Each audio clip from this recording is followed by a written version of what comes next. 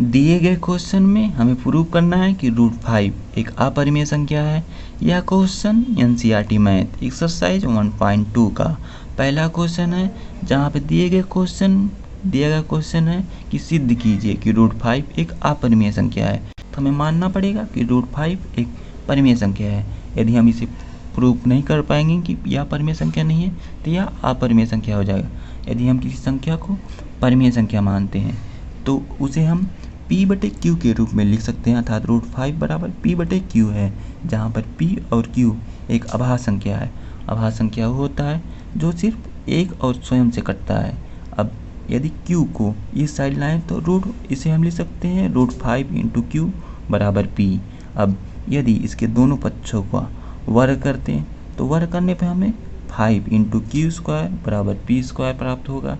अब यहाँ से P² बराबर हमें 5 × Q² मिल रहा है, अर्थात P² 5 का मल्टीपल है, अर्थात 5 यदि 5 Q का मल्टीपल है अर्थात P² 5 से विभाज्य है। यदि P² 5 से विभाज्य है तो यह P से भी विभाज्य होगा। अब यहाँ से हम लिख सकते हैं कि P × 5 × C, अर्थात P 5 का मल्टीपल है तो 5 × C लिख सकते हैं, जहाँ पर C एक पूर्ण संख्या है।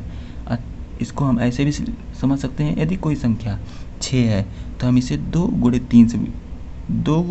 3 लिख सकते हैं। यदि हम यहाँ माने कि 6 संख्या 2 से विभाज्य है तो इसे हम 2 के मल्टीपल के रूप में लिख सकते हैं, 2 × C, 2 × 3। यदि हम 3 को यदि हमें पता ना हो तो हम 3 को C मान सकते हैं। तो यहाँ पर हम 2 के मल्टीपल के रूप में 2 × C ले सकते हैं, अर्थात यहाँ पर P बराबर 5 × C लिखा गया है। अब यदि P का मान यहाँ पर P² में रखा जाए तो हमें प्राप्त होगा 5Q² × 5 × C का होल स्क्वायर करेंगे तो यहाँ पर 25 × C प्राप्त होगा।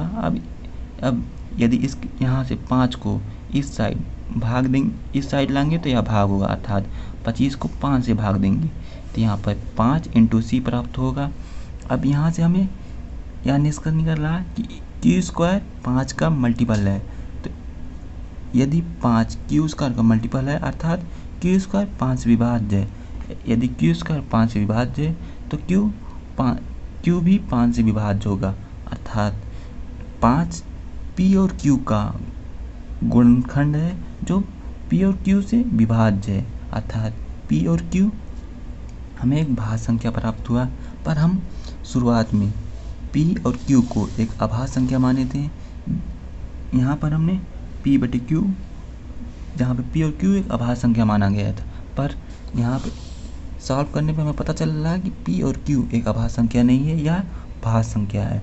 यदि P और Q माने गए शर्तों को पूरा नहीं करता है तो P/Q एक परिमेय संख्या नहीं होगा, अर्थात P/Q एक अपरिमेय संख्या है। जहाँ पर हमने P/Q बराबर √5 माने थे, अर्थात यदि P/Q अपरिमेय संख्या है तो √5 भी अपरिमेय संख्या होगा। हमें यही प्रूव करना था कि √5 एक अपरिमेय संख्या है, तो हमने यहाँ पर परिमेय संख्या मानकर इसे अपरिमेय संख्या प्रूव कर दिया है।